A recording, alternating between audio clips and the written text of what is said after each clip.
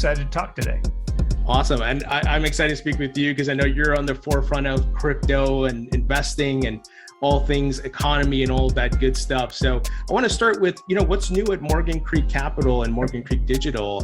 Any updates you can share with us? Yeah, so biggest thing is Morgan Creek Digital is now raising our third venture fund. So we raised a fund in 2018, put that to work, Touchwood doing pretty nicely.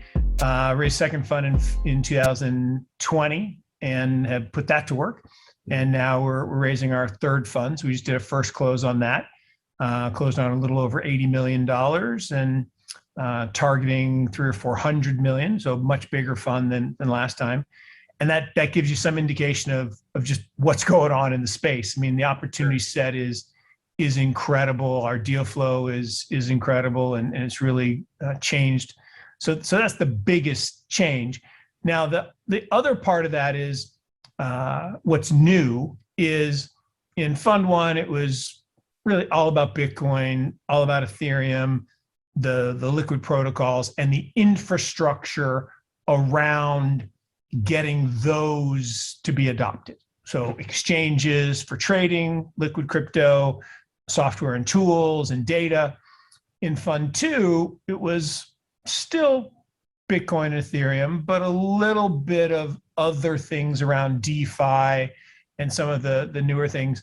Today, it's the whole plethora of opportunities. So everything from NFTs to the metaverse to digital identity to, so many new to gaming, to decentralized applications, and just a true explosion in a positive way of opportunity. So that's new and exciting. We also launched, right after we talked, we launched a risk managed Bitcoin fund, which is literally a vehicle that allows people to invest in Bitcoin and get rid of some of the volatility. One of the things that scares people about Bitcoin is it's volatile. Now it's funny, it has the same volatility as Amazon.com stock. And no one seems to worry about that volatility because at the end of the day, you're higher. But it has the same volatility, 80%. Imagine an Amazon.com, stock having 80% volatility for 24 years. And, it's had a double-digit drawdown every year of those 24 years, including this year. The average drawdown is 31%. Scary, right? 1/3 drop, 5 times more than 50% and twice more than 90%. And I always joke, when was the right time to sell? Right. Never. Right? But who bought it 24 years ago and held it to today? Jeff, his mom, his dad, and his ex-wife. That's it. And I think same thing's true with Bitcoin. People get shaken out by the volatility. So we created a structure that truncates some of the downside volatility and lets people hold on a little easier. And then I guess the last thing is we are thinking about liquid vehicles for the first time, kind of funds focused just on liquid crypto. I want to say crypto meaning cryptographically secure assets. So that could be everything from cryptocurrencies to NFTs to gaming to anything that's using blockchain technology in the crypto sphere to move us forward. A couple questions. So you're obviously investing in the assets themselves as well as the companies building the infrastructure. Yep. How are you currently custodying those assets? Great question. So in Fund One, we were early investors in some of the big exchanges and big custodians. So Coinbase would be an example, or BlockFi would be another example. And so for us, we do own physical cryptocurrency, both Bitcoin and Ethereum, as well as a handful of others. And by and large, the bulk of that is in an institutional account at Coinbase. We've also looked at others. We're in the middle of making an investment in Gemini, so we're excited about that. So we'll probably diversify our custody to include Gemini. Then we've also got some relationship, obviously, with BlockFi, so do some stuff there. We also have a fund that we jointly sponsored with one of our portfolio companies, Bitwise, called the Digital Asset Index Fund, and they do all third-party custody using a number of different groups, MG Stover and others, to manage those assets. So And that goes a little deeper down into some of the other cryptocurrencies, Monero and Dash and et cetera. So custody is a big deal. And for institutional adoption, it's becoming a bigger and bigger deal. I mean, Coinbase made an announcement recently in their second quarter earnings announcement. They've got 10 of the biggest 100 hedge funds now custodying with them in their institutional side. Gemini is making a big push in an institution. Kraken is talking to institutions. And I think those institutional brands are going to be very valuable in the future. So I think it goes without maybe saying, or validates what you're saying, is that this stigma has gone away around cryptocurrencies from institutions. It seems now it's, okay, everybody rush in. That seems to be the trend. It's not gone completely. It's a great point. It's not gone completely. I say that, 4 years ago, we go out and talk to 100 people. 90% were like, go away. Don't call us back. You're an idiot. And of the 10 that would even talk to us, 9 said no. So we were getting about 1%. And we ended up with about 35 investors. Fund 2 went all the way from 90% saying go away to 70%, which still sounds like a lot, but that was a threefold increase. Sure. And still 90% of those said no, but we ended up with 80 plus investors. And today it's up to about 50-50. About half the people are still saying, nope, it's too early. This isn't real. It's a big Ponzi.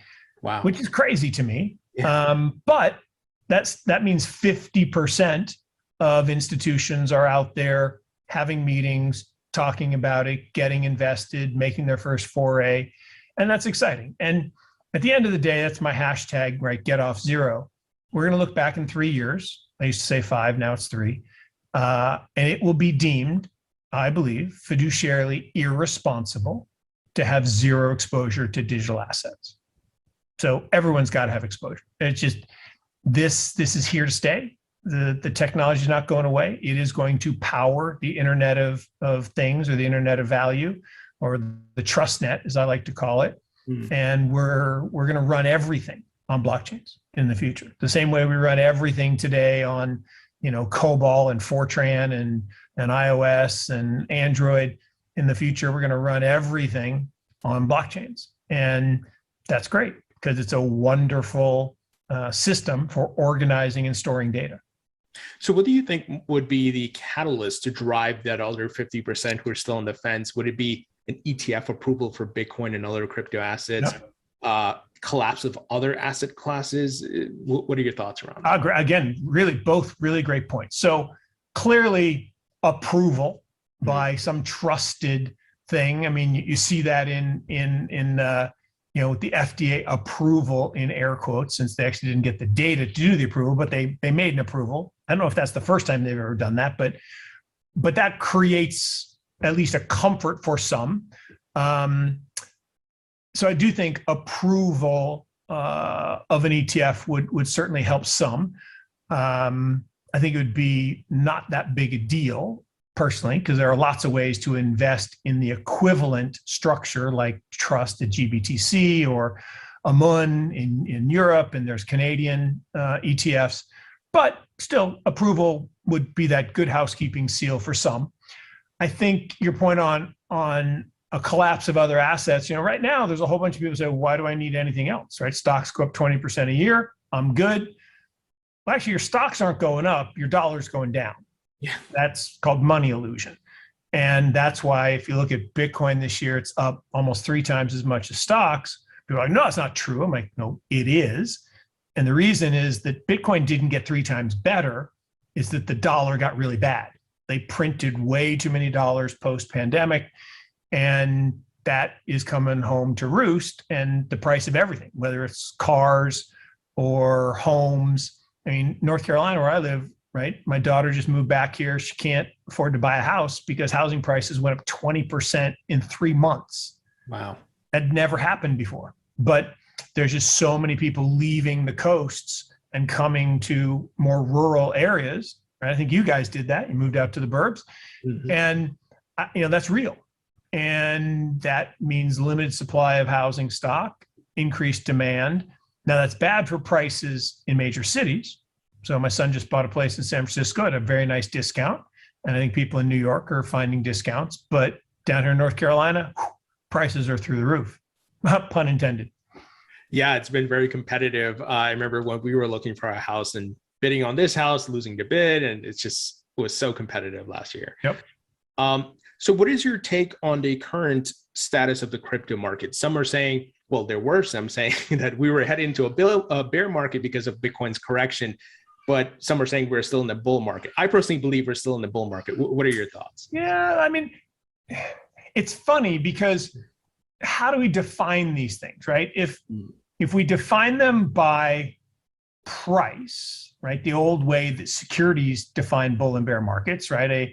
A bear market is when an asset corrects in price by 20% or more.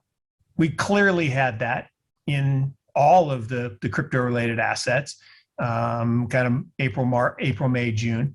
And so we had a bear market. Now, was that a secular bear market like 2018, 19, or was it a cyclical bear market a la 2017, right? In 2017, we had 7, 20% or more corrections on the way to all-time highs by the end of 2018. 2017 by December 2017. And so I guess I'm in your camp that I think we are still in a secular bull phase. There are cyclical bull phases and secular bear phases in this 4-year cycle that we have observed. Now, we've only observed it 3 times. That doesn't mean it has to happen the 4th time, but so far looks good. That you get about a 2.5-year period post the halving where you get upward pressure on prices, culminating in a FOMO kind of blow off top. We saw that in 17 and 13 and 9. Now, whether that happens again in 21, probably. So this fall could see some fireworks. That said, it's possible, not likely, but possible that so many people were looking at the same model, right? In 2013, we didn't have stock to flow. In 2017, we didn't have stock to flow. In 2009, we didn't have anything. There wasn't anybody participating. So now everyone was so focused on stock to flow and saying, oh, it's got to be 100,000, got to be 200,000, that maybe some big guys, Michael Burry, Elon Musk, whoever, got short early, kind of front run the cycle, and maybe it truncated the cycle, and maybe we are back in a bear cycle that now is going to last 2 years instead of 18 months. I don't really believe that, but I think it's a non-zero probability. So clearly the bounce from 29,000 to 50,000 in Bitcoin over the last few weeks says it's more likely that we're still in that secular bull that will culminate sometime, November, December this year.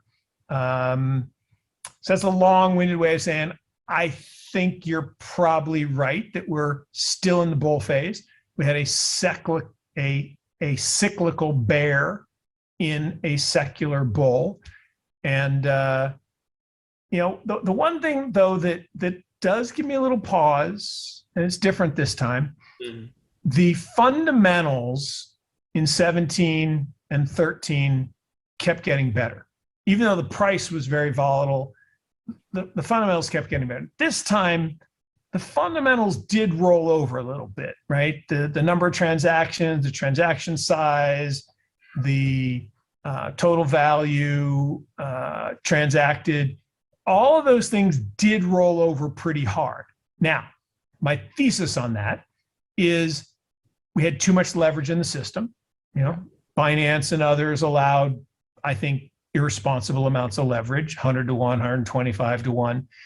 And whether it was Michael Burry or Elon Musk or whoever it was, triggered that unwinding, that catastrophic drop from the 64,000 peak.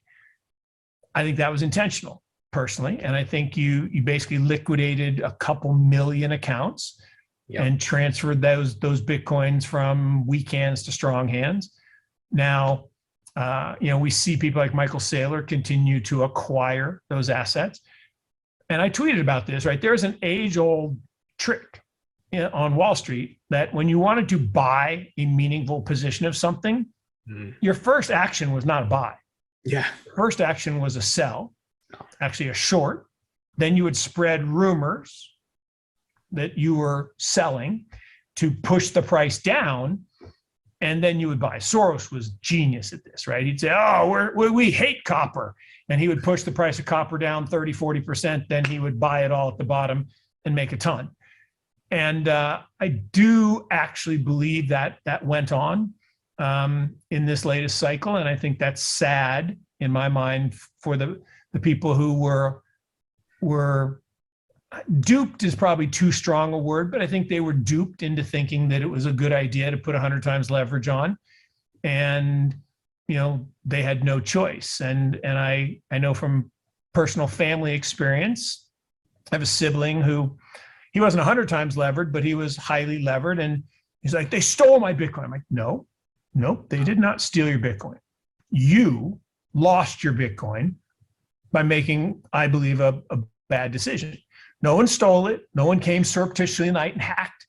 You lost it because you didn't put up additional collateral in a margin call. So that's not stealing. That is a mistake. And we need to learn from those mistakes. And I think there'll be better controls on leverage going forward, I hope. Yeah, for sure. And it seemed like we ran up too fast. I mean, I don't think Bitcoin has ran up that fast, with that type of trajectory. So let's say that, you mentioned the likelihood. We're talking probabilities here because there's no certainties. So let's say the probability is higher for us to still be in the bull market. We're potentially going to see higher prices. Do you have a Bitcoin price prediction? Yeah, what do you say? A good economist says what or when never together. And so I should say, oh yeah, I think, we're going to see $500,000, but I'm not going to tell you when. Now, I will say that I get the $500,000 price from Bitcoin gold equivalents. I think we see that, I used to say within a decade. So now it's probably within, 5 or 6 years.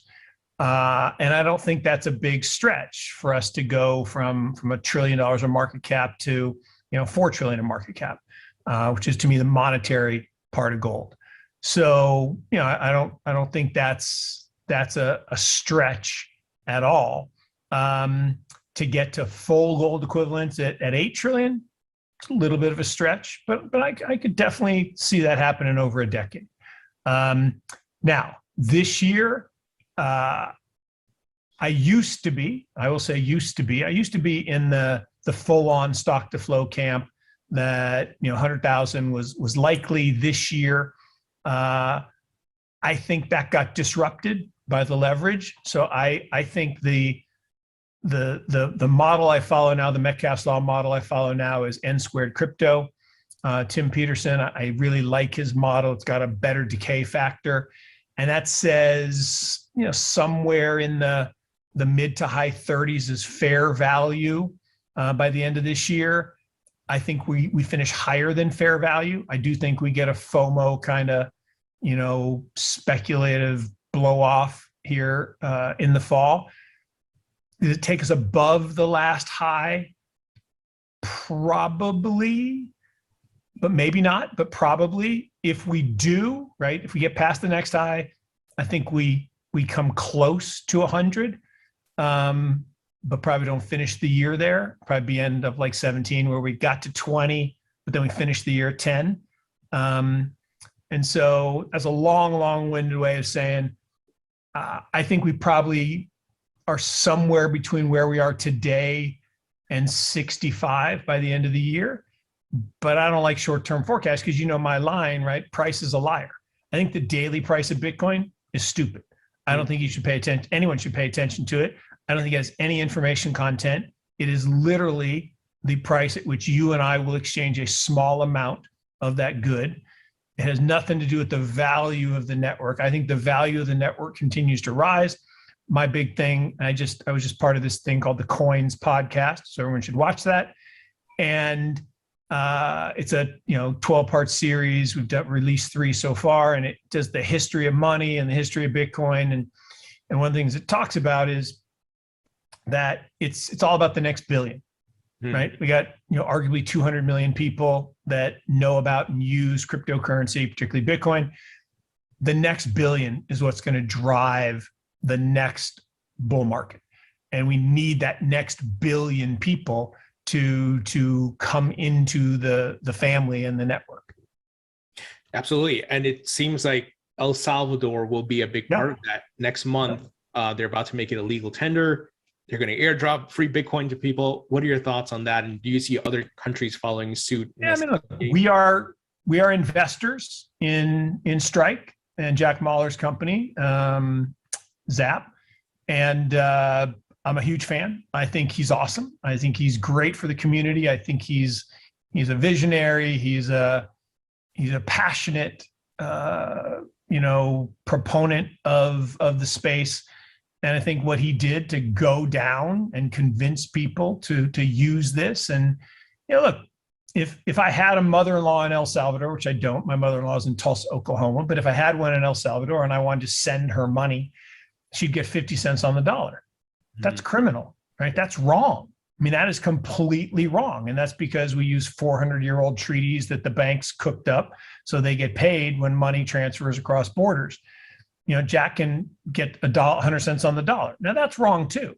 I don't mean wrong, like morally wrong, but 0 is the wrong number, right? There should be some compensation for moving money around the world.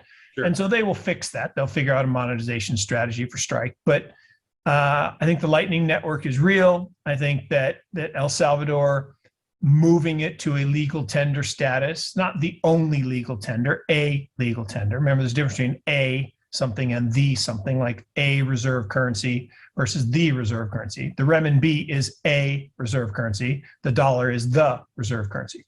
Someday, will the renminbi be the reserve currency? Maybe. Will Bitcoin be the reserve currency? Maybe, but not today. So I think other countries in Latin America, or we call it Decentraland now, tongue in cheek, that the other countries in Decentraland will adopt this movement, and we'll start to see increased adoption and usage. And that's what it takes, right? It takes communities to engage. Journey of 1,000 miles starts with the first step. And to get to 1 billion, we need the first, 3.5 million. And maybe that's not everyone in El Salvador is going to use it, but it's a tiny little place. And but if you had Paraguay and you had Guatemala and you had Costa Rica and you had El Salvador, the Philippines, and you go across to Asia and you had the Philippines and other places, now suddenly, maybe you got a movement. So I do think places that have historically had high remittance rates and have been abused by companies like Western Union for centuries, that's going to end, and I think that's a good thing. For sure. I want to talk about Bitcoin mining, and we've seen what is supposedly a ban from China, but at the end of the day, I think it's good for Bitcoin because I see a lot of miners setting up shop in the United States, which I'm happy about, and a decentralized setup of the mining. What are your thoughts on the whole situation? Look, I mean, banning decentralized things is oxymoronic. It's like jumbo shrimp, right? Or joke military intelligence. Although I have a lot of respect for military, so I don't like that one. But the reality is, it's silly, right? The Bitcoin was banned in China in 2017. Price of Bitcoin fell 40% in 2 weeks. And then people realized that, wait a minute, they didn't ban Bitcoin, they banned exchanges. And what did they do? The exchanges picked up and moved to South Korea and Japan. Japan was like, bring it. We'll just tax it and we'll make a lot of money. So Bitcoin went back up. And the same thing happened here. So they banned mining. And why did they do that? Well, China, I say, is playing Go, right? The rest of the world is arguing how to set up checkerboard, and China's playing a different game, and they're really good at it. And they are setting the stage for the renminbi, the digital form of the renminbi, to be the dominant global currency. It's pretty ingenious, right? Right. Today, if you live in Venezuela and your dictator basically steals all your wealth through devaluing the currency, what do? You go on the streets and you try to find greenbacks. You literally try to find green dollar bills. Or if you were lucky and you had access to the internet, maybe you bought some Bitcoin or some Dash or Monero and you preserved your wealth. Well, China would love to be able to say, hey, guys, buy the renminbi right here online. It's perfectly digital transport. It's easier to go than meeting a guy in the back alley with a little thumb drive to exchange your local Bitcoins and run the wrench risk where you get knocked over the head and they take your Bitcoins. So I think they're genius in how they're approaching this. So they basically, disassemble all the infrastructure around Bitcoin and say, we're going to put the infrastructure in place for central bank digital currency, of which they'll have better monitoring, better surveillance, better control. Now, the scary part of this is, I don't know if you've seen the video of the BIS guy, this big giant guy, sitting there saying, of course we want central bank digital currencies because then we could control how you spend your money or if you spend your money. It's scary. Shit, are you kidding me? Yeah. Are you kidding me? You could literally think about, you want a government saying, oh, I'm sorry, you have to buy junk food. You have to buy this medicine. You can't go on vacation. That's not approved purchase. And if you don't spend your money by the end of the month, it evaporates. That is frightening stuff, dystopian, frightening stuff. So I think, Gresham's law applies. Good money always crowds out bad. And that's why fiat currencies have historically all gone to zero, and why cryptocurrencies are gaining adoption and popularity and store of value, and they're going up in value, not down. And so I do believe that these central bank digital currencies will suffer all of the defects and more of fiat currencies, and that ultimately people will opt out for a portion of their wealth. Like I said, I'm not leaving the United States. I'm still going to pay my taxes in fiat. I'm still going to buy my groceries in fiat. I'm still going to fill up my car with fiat for now. But I do own some cryptocurrency, and I do own some other assets that are decentralized and a way, I refer to it as schmuck insurance, right? The schmucks are going to do what the schmucks are going to do. And you got to, be cognizant of that risk and have some assets that aren't seizable and are protected. Are you guys at Morgan Creek investing in any of the Bitcoin miners by any chance? We didn't do mining. The challenge I have with investing in mining is it's an adverse selection problem. If you're good at mining, you don't need capital because you generate so much free cash flow that you can just plow that free cash flow back in and buy miners. And if you can actually get the miners, you don't need money. The ones that need the money are the ones that have a problem getting the miners. They really don't have great electricity contracts, and they need the capital to build the system. And so it was a bootlegging thing and a bootstrapping thing in the early days. And those that won now don't really need capital. So we had this problem in India. We tried to invest in India, and in India, you're called a promoter, right? The CEO is called a promoter, which in America, that is a negative connotation. Yeah. In India, it just means you're the CEO. But they are promoters, right? And they promote you, meaning if you invest, they take their cut off the top and you don't ever make as much. And it's because their businesses are very cash generative by and large, because the system is set up to have the big wealthy families own all the assets like Reliance. And so we struggled to really make kind of venture capital like returns in places like India and China. In the early days of China, right, we'd invest and the local municipal tax would always equal our profits. So they'd never steal our money. They just never let us make any money.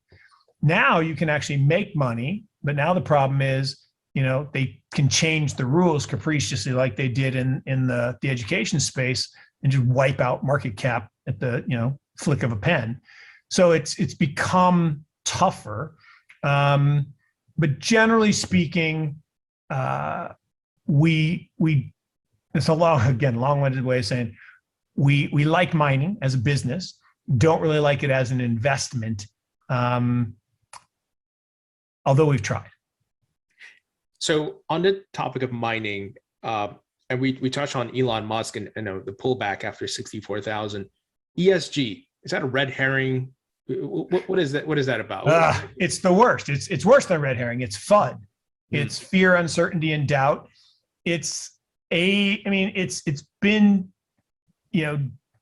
defunct argument for years.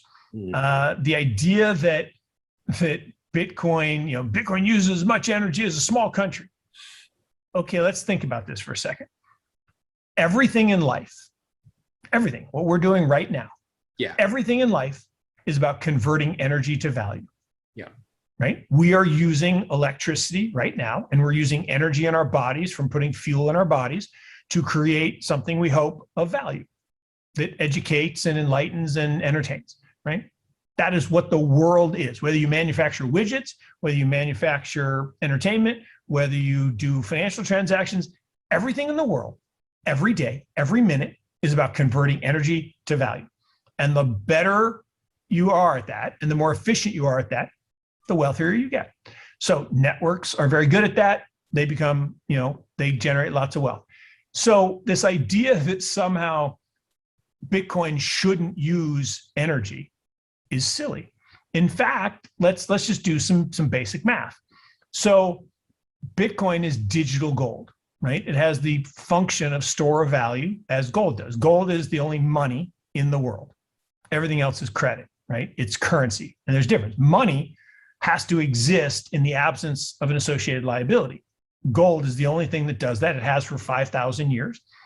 Money, paper money, in particular fiat money, has all gone to zero, right? 775 paper currencies in the history of the world, 3/4 of them no longer exist. The oldest one, the pound sterling, used to get a pound note, got you a pound of sterling silver. Now it gets, multiple pounds of sterling, or multiple pound notes to get a pound of sterling silver.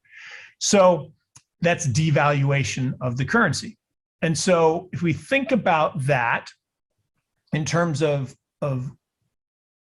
generation of value, well, gold, the gold mining industry uses about 60 times as much energy as Bitcoin. Yeah. Now it's about 8 times larger than Bitcoin, but 60 is a bigger number than 8. So that's bad. How about the banking industry? The banking industry uses about 2,100 times, not 2,100%, 2,100 times more power than Bitcoin. Oh, but they do more transactions. Yep, they do, lots more. And on a transaction basis, Bitcoin's probably not as good, but it's not orders of magnitude different. It's marginally different.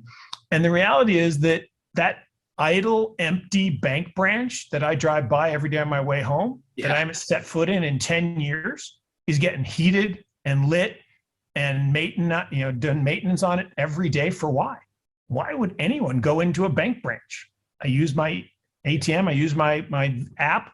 Silly. So there's all kinds of wastage. And the other thing about Bitcoin, and this is why the FUD, the Elon FUD, and why I think Elon spread that intentionally to reduce the price so he could buy more, which I think will come out later, that he did that intentionally. And that's just classic manipulation, but he's good at manipulation. And so the reality is, if you think about where the marginal miner makes money, it makes money with the cheapest electricity, right? Yep. So free electricity is best. Negative cost electricity is even better. So I'll give you an example. So we actually have invested in a very small way in a Bitcoin mining group that does the following. They go, I don't know if you've ever seen the picture of America at night, and it's all black except for the light in North Dakota and Texas. Yeah. Like, what the hell is that? It's flared natural gas. Really bad for the environment. Why are they flaring the natural gas? Literally burning these columns of natural gas. Because there are no pipelines to get out. So when you drill for oil in West Texas, about 10% of what comes out of the ground in hydrocarbons is natural gas. They don't have any pipelines, so they just burn it. That's bad for the environment, bad for everything.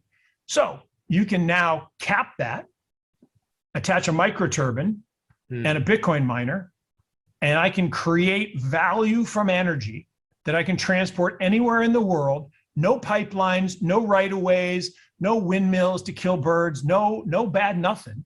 just the internet through satellites. I don't even need wires.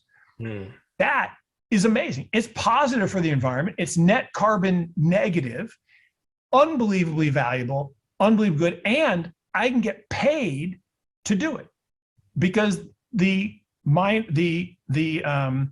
oil producer now doesn't have to buy carbon credits so they can burn the natural gas. So that's just one example. And if you think about the cheapest cost production of electricity today, it's now renewable. So it's wind and solar and hydro. And that's where all of the marginal, and now we got El Salvador, they're gonna use volcanoes.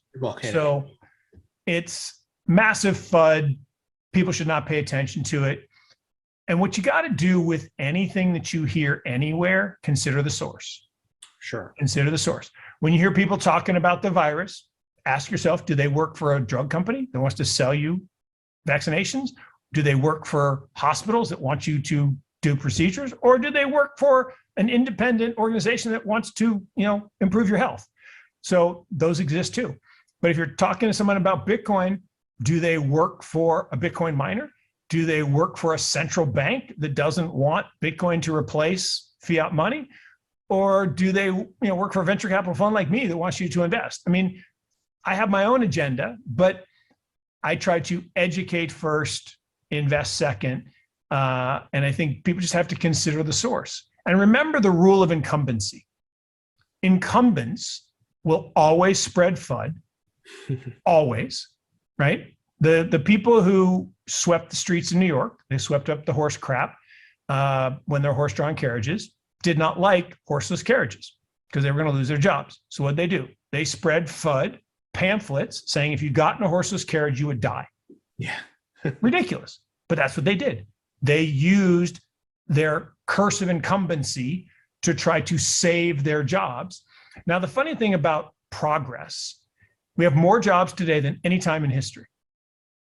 More jobs today than any time in history. Now we've lost more jobs than all of the previous millennia over the last 100 years through progress, technological and advancement.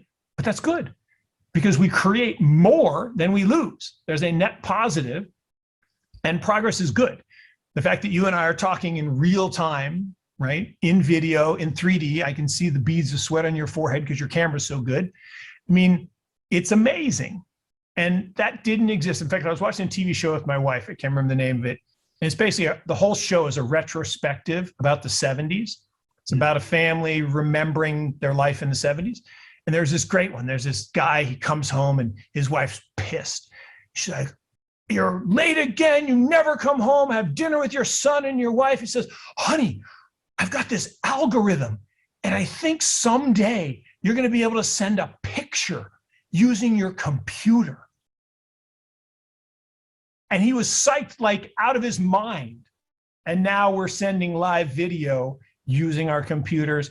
And tomorrow we'll have telepresence and the next day. And so progress is good. Innovation is good. Innovation as an asset class is good.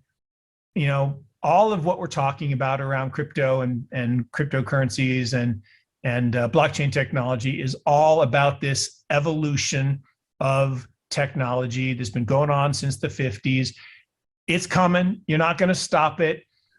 People thought the internet was bad. It was a passing fad. It would never be a big deal. Paul Krugman will never be bigger than a fax machine. Yeah, maybe it's bigger. When this came out, Apple stock went down because people said, "Why would I buy that? My flip phone works just fine. What do I need a smartphone for?" Ask people to give up their smartphone. They'd rather give up their right arm. I mean, no way. So on the topic of innovation, in the United States, crypto is allowed to exist. Bitcoin mining is allowed to exist, but yet infrastructure bill, they try to sneak in something there to overtax, to overreach. What are your thoughts on it? Is it just lack of education, or to your point, the incumbents not liking what's happening? No, look, regulation is how incumbents fight. Has always been the case, right? When the mobile telephony revolution was happening, the incumbents, the fixed line wire, tried to pass legislation to stop the wireless. When broadband was happening, they tried to pass the net neutrality law to slow down, so that the mom and pop shops wouldn't be displaced by Amazon and e-commerce. And so that's the way the world works. And unfortunately, we live in a world where governments overreach on everything. I mean, it's happening all around us in everything. And it's because they like control and they like power. And the problem with governments is they tend toward cronyism, right? They start with capitalism and freedom and democracy, and then they go to cronyism and empirism. And if you think about history, history is replete with examples of empires that became wildly powerful and then failed spectacularly, right? Roman Empire, Ottoman Empire, British Empire, American Empire. And it's because cronies don't function right. They try to use regulation to stifle innovation. They try to use regulation to control and amass power at the top. And it's like inflation, right? Somewhere they bamboozled us, starting in 1913, that rising prices were somehow a good thing. Are you kidding me? Think about that. Who does rising prices help?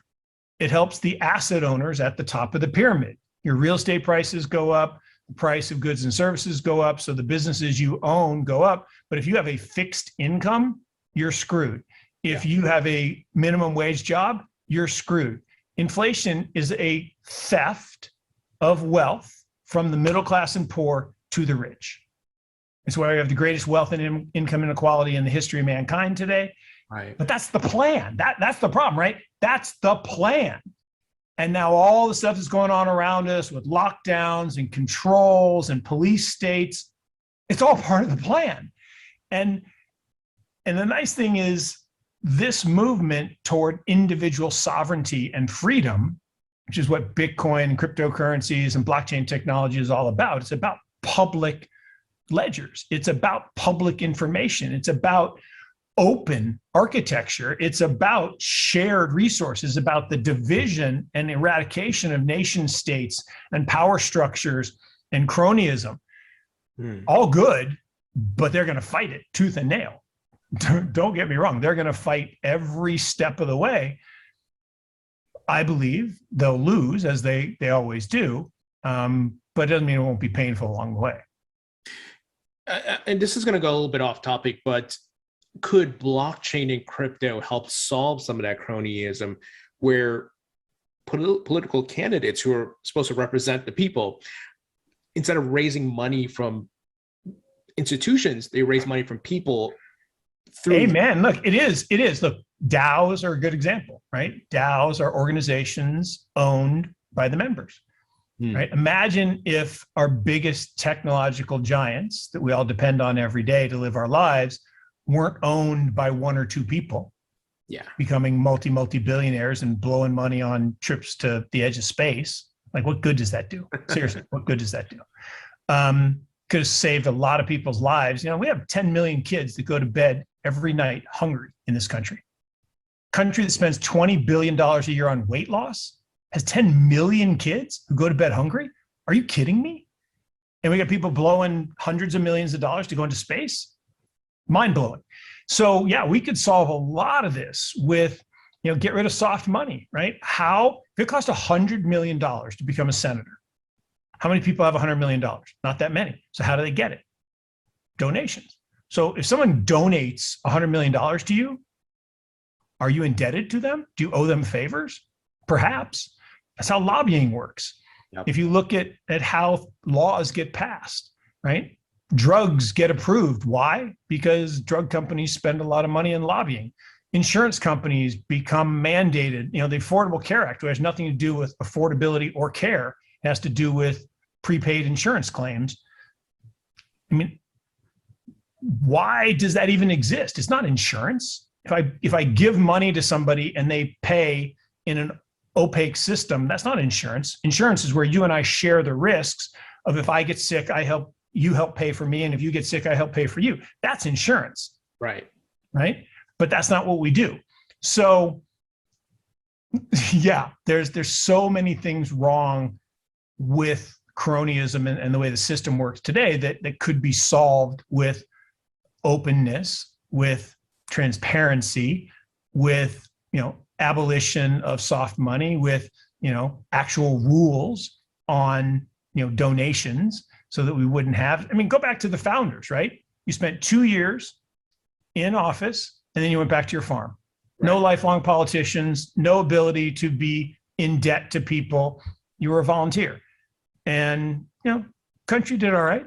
Got a pretty good foundation.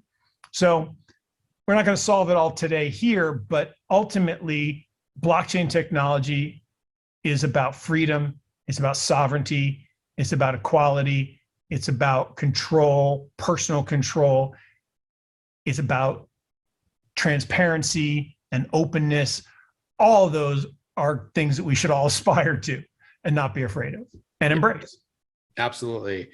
So I want to talk about, as we were talking about cronyism and regulations and so forth, Gary Gensler, very well versed in crypto. He taught at MIT, but he's looking for more control to regulate the crypto market, which I don't necessarily think it's a great idea. Look, I will say I've been very impressed to this point with the SEC and the CFTC's very measured, very considered, very prudent, even-handed regulation on the crypto markets. I think they've done a very good job, right? I do. And but, that's ridiculous. No, I think they've done a really good job. But even if they haven't approved the Bitcoin ETF, I don't want to get into. No, I think they should approve the Bitcoin ETF. But look, that's a politics thing. Go back to the gold ETF. The gold ETF got held up for 3.5 years until JP Morgan said, okay, now you can do it because we got the other side. So same thing's going to happen here. And the idea that, Jay Clayton used to say, well, the crypto markets are manipulated. You mean different than AMC and GameStop or Tesla? Give me a break. Stop. I mean, if you want to say, no, the people that pay us and put us in these positions don't want it yet, fine. Tell me the truth. But don't make up a lie that's just, instantly verifiably false. So look, I think Gensler is very qualified. I think he's a great pick. Do I worry that he's in a system that is flawed and that rewards and incents the wrong behavior to shield the incumbents from innovation and competition? Absolutely. Do I think that it's the big banks who are making the noises around the country to get in the way of the successful, custodians and blockchain financial services companies that have arisen to date? Absolutely. Do I think they'll be able to stop it? Nope. And do I think at the end of the day, Gensler or whoever else comes in after him will have to do the right thing and adopt superior technology and a superior way of controlling and monetizing value? Yes. But it'll be a fight, and the incumbents are going to pay a lot of money to make it last or take longer than I would like it to. Sure. I think you summarized it very well there. So there's a lot of eyes on the SEC's lawsuit against Ripple over XRP, and many folks are looking at the outcome, because that will be how the SEC uses to go after Cardano or whatever else. Yeah. What are your thoughts on the whole situation? Look, I think, again, Clayton had this great line. I saw him speak once, and he said, look, we, the SEC and our predecessors, have built a pretty good financial system over the years. Trillions and trillions of dollars of wealth. It's a really good point. We have good regulatory structure, good infrastructure. We're the most trusted name around the world. Companies in China want to list in the United States. Companies in Israel want to list in the United States. Yeah, that's a really good point. So he said, we don't need to trash the whole thing and go completely, decentralized. I'm like, that's a good point. As I said, my dad, he's never going to hold his own keys. He's 83 years old. He's happy to hold Coinbase and have them be the custodian. He knows they're not his keys, not his coins. But just like we put our money in the bank, or we have, securities in a brokerage, they're not ours, but we trust those centralized institutions. So will we go from TradFi to DeFi? No, we'll go from TradFi to CeFi to DeFi. And will there be digital natives that go directly to DeFi? Of course, right? Are people today lending and borrowing on Aave? Of course. Are they making money and money market accounts and Compound? Of course. Will there be new innovations around that? Will NFTs continue to pop up and we'll have digitization of all assets, from movie tickets to property titles to more than just collectibles and Beanie Babies? Yeah. Or punks? Absolutely. But at the end, they're not mutually exclusive. We need a regulatory regime to have order. We don't want chaos, and we don't want everybody competing against other without rules. On the other hand, we don't want to use rules from the 1940s to govern the 2040s. So we need some transition, and we need some good leadership. And I think we have some young people in the SEC, like Hester and others, that are actually or younger. I mean, she's not young, but younger. Like I think of myself as young. I mean, I'm old. I got white hair, but I still think young.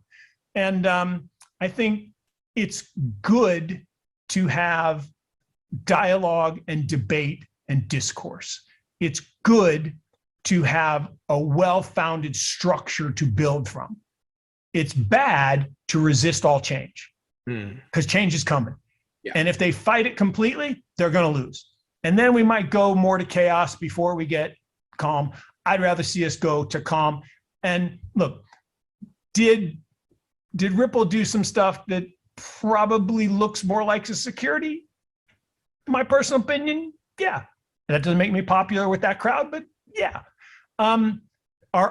Did other people do stuff that was similar? Oh, definitely. And do all those people need to go to jail? No. Does there need to be rules set up front for people to follow? Absolutely. Yeah. Do we want to punish innovation? No. Do we want to make sure that people follow rules? Yes. Do we want to modify the rules to acknowledge that digital is different than analog, is different than electronic? Absolutely. So I think so far, the SEC has been very measured, very prudent, and very consistent. As long as those three things happen, I feel good about the future.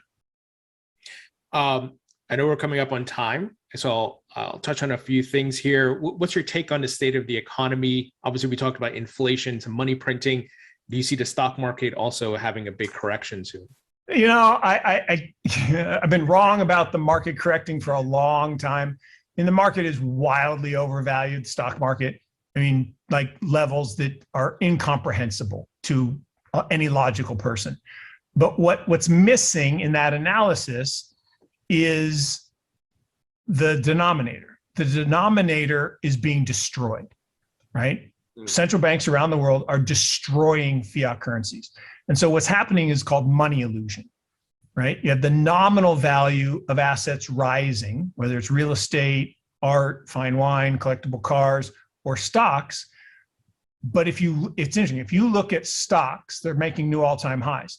If you look at stocks relative to the Fed balance sheet, they're dead flat since 2008. If you look at them denominated in gold instead of dollars, they're actually dead flat since 1996. If you look at it denominated in Bitcoin, they're down. So it's all about the denominator. If you denominate in dollars, things look great. Like Venezuela, best performing stock market the last 3 years. How many Venezuelan stocks did you want to own? Zero, because the bolivar went literally to shit. I always say, pardon my French. And then I say, but a Frenchman once said to me, why do you say that? We're not vulgar. And I actually never Googled why we say pardon my French. So I probably should Google it. But I think the economy is weak. I think it's being held up with steroid shots. And once the steroid shots wear off, which they started to do in April, the rate of M2 growth globally started to fall. China has withdrawn a lot of stimulus, and that's why Chinese equities have struggled. It's why global equities have been bouncing around, and US equities, particularly, it's basically just the fangs, right? We have bad breadth. The breadth of the market isn't that great. The top of the market's very strong. And they're just at crazy valuations. Apple, it's a great company, not worth $2.5 trillion. It's not worth that. I mean, they have the same revenues that they had 6 years ago, but the revenues per share are up because, I'm sorry, the same earnings as 6 years ago, but their earnings per share are up because they bought back stock. Yeah. It's just money illusion, right? That's just financial accounting. So I think ultimately we're going to have a day of reckoning, but it's not going to be soon. And as long as they keep approving mythical, MMT, modern monetary theory, which is really just disaster. The idea that you can print your way to prosperity is ludicrous. If that were true, every country would do it and every country would fail. And every country that's ever tried it in the history of mankind has failed. It will fail this time too. So that's why it's okay to own some stocks. It's okay to own some bonds. It's okay to, pay for your assets in fiat, but you got to get off zero and you got to, diversify into the digital asset realm, because those will store value in a superior way to fiat. Mark, always a pleasure chatting with you. And I always learn so much. And I hope that you would one day maybe run for office or something. You are very kind. That is very, very kind. I'll tell you one funny story. So, look, I do like to teach. I mean, I like to have these conversations. I like to talk about education stuff. And I always say I live my life in chapters. So chapter 1, I work for not-for-profits. Chapter 2, I built Morgan Creek Capital Management. Chapter 3, I'm building Morgan Creek Digital. And chapter 4, I will teach. I'll go back and teach. And so I was given a presentation a number of years ago out in LA. And these two guys came up to me, two Iranian brothers, or Persian brothers, if you're in LA, came and say, "Oh my God, we want to back you. Whatever you want to run for, we want to back you."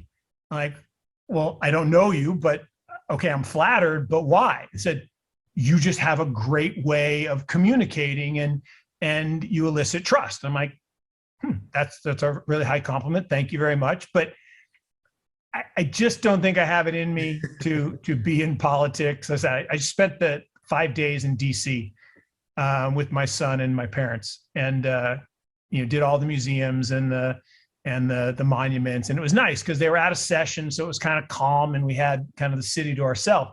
And I love DC. I mean, it's the new Rome. It's beautiful. The architecture is great. The food is great, and people are doing really well in DC. Lots of fancy cars, high-end restaurants, prices are high. But I love DC, but I don't love politics. And, I'm actually friendly with Mayor Pete Buttigieg. His dad and I were close friends, and God rest his soul. And Pete's now Secretary of Commerce. And I feel for him. I mean, he lives to serve, and I admire him so greatly for that. And he has planted the flag, and he'll probably be our president someday. And I would love that. And I have a Pete 2020 sign on my desk. But I just couldn't do it. But you're very nice to say it. It's a high compliment. I take it as such. And I do enjoy dialogue and debate. So. Well, if you ever change your mind, you got my vote. Thank you. Maybe we'll have to come up with. Maybe I can run to be a head of a DAO somewhere. Maybe I could handle that. Yeah, something blockchain and crypto related. I mean, there we go. All right, I'm gonna put my thinking cap on. Awesome. Thank you, Mark. Thank you. Good to be with you.